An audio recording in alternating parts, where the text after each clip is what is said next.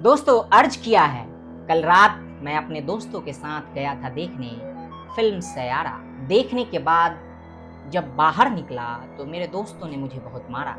दोस्तों इसी फनी शायरी के साथ आज की वीडियो का शुरुआत करते हैं। दोस्तों जैसा कि आप सबको पता चल ही गया होगा कि ये जो वीडियो है वो भी सैयारा मूवी के ऊपर ही बेस्ड है और सैयारा को लेके सोशल मीडिया पे जो कुछ भी हाइप चल रहा है उसी के बारे में है।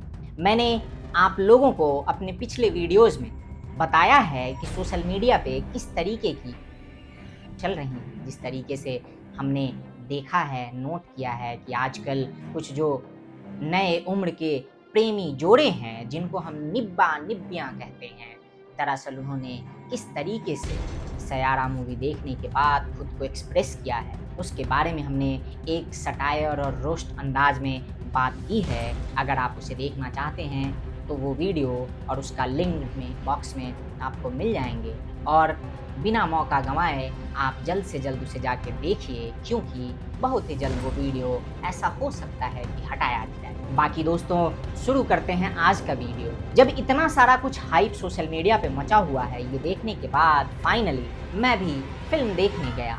मुझे देखना था कि आखिर इस फिल्म में ऐसा क्या बवाल काटा हुआ है मोहित सूरी ने जिसके वजह से जनता पागल हुई पड़ी है। जनता यानी कि जो अभी की जेनजीज है, जिसे हम निब्बा निब्बियाँ कहते हैं, वो पागल हुए पड़े हैं। वो ऐसे रो रहे हैं जैसे पता नहीं उनके सीने में कौन सा दर्द घोल के मोहित सूरी ने उतार दिया है। जिस दर्द को, जिस गम को शायद उन्होंने जीवन में पहली बार फेस किया है।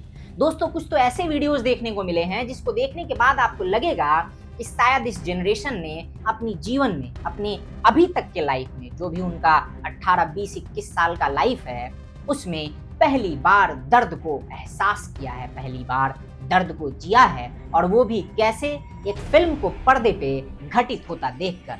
सबसे पहले तो बात करते हैं इस फिल्म की कहानी के बारे में कि फिल्म है क्या। दोस्तों आप सबको पता है, अगर आप थोड़ा बहुत भी सोशल मीडिया पे एक्टिव हैं या आप चीज़ों को देखते हैं, ये फिल्म दरअसल एक कॉपी पेस्ट फिल्म है कोरियन मूवी की जिसका नाम है अ मेमोरी टू रिमेम्बरेंस, और उसी का कह सकते हैं हम कि हिंदी वर्जन है।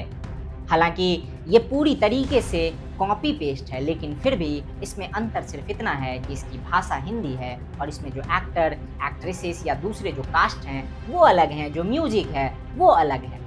दोस्तों गाने जो हैं वो कुल मिला जुला के ठीक हैं और इस चक्कर में भी शायद ये फिल्म इतना अच्छा कर रही है। इससे इतर कुछ विशेष देखने को नहीं मिला मुझे। दोस्तों दरअसल जो मूवी है वो मुख्यतः दो किरदारों के इर्द गिर्द घूमती है। एक जिसका नाम है क्रिस कपूर और दूसरी जो लड़की है उसका नाम है वानी।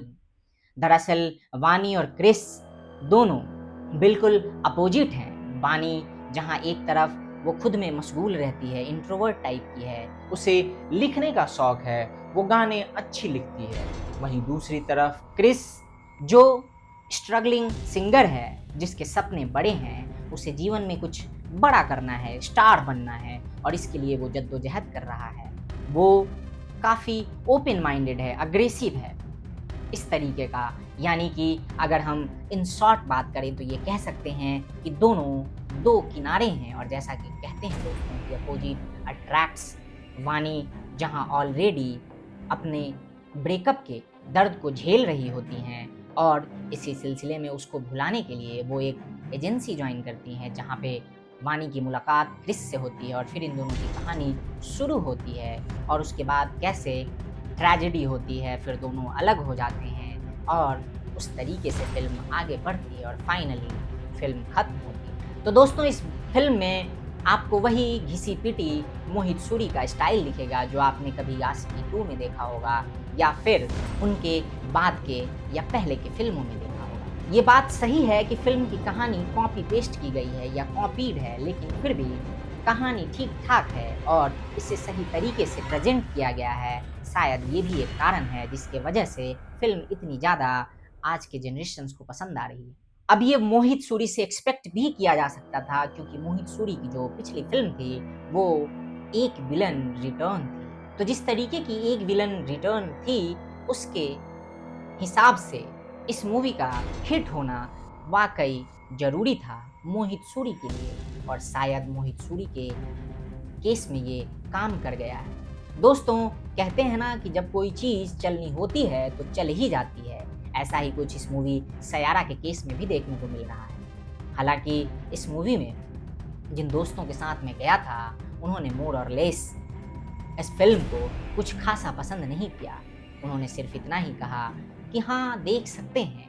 ऐसा कुछ नहीं है जिसे देख के आप बिल्कुल बावले हो जाओगे, पागल से हो जाओगे, जैसा कि हम देख रहे हैं। लेकिन ख़ैर, हम ये भी नहीं कह सकते कि वो कितना सही है या कितना गलत है, जिस तरीके के रिएक्शंस वीडियोज़ हमें देखने को मिल रहे हैं। बस मैं इतना ही कहना चाहूँगा कि सही कहा गया है कि भारत चुनौतियों से नहीं बल्कि परेशान है। और जब मैं ये कह रहा हूँ तो मैं अपनी इस बात से बिल्कुल इत्तेफ़ाक रखता हूँ और इस पे टिका हुआ हूँ। क्योंकि जिस तरीके से रिएक्शंस आ रहे हैं, मुझे नहीं लगता कि किसी भी हिसाब से ये उतनी हिट करती है कि लोग फूट-फूट कर रोने लगें। हाँ, ये समझ आता मुझे जब लोग को हिट करती, वो इमोशनल होते, ये सारी चीज़ें चलती हैं कि आप जब कोई चीज़ पर्दे पर होते देखते हो तो आप उसको फ़ील करते हो। जब आपको वो टच करता है, आपको हिट करता है, आपके किसी सेंटिमेंट को, या फिर आपको लगता है कि ऐसा कुछ मेरे साथ कभी हुआ है, या हो सकता है कि कभी हो सकता है, हाइपोथेटिकल सिचुएशन में भी अगर वो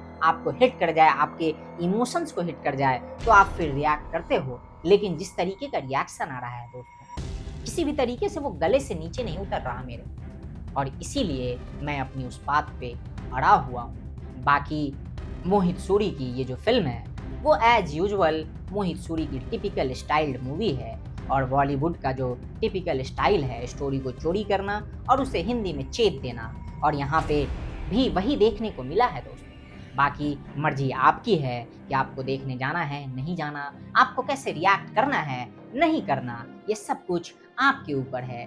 मुझे जो लगा, मुझे जो फ़ील हुआ, मैंने बेबाकी के साथ आप लोगों के साथ शेयर कर दिया। सो अभी के लिए बस इतना ही। मिलते हैं अगले वीडियो में।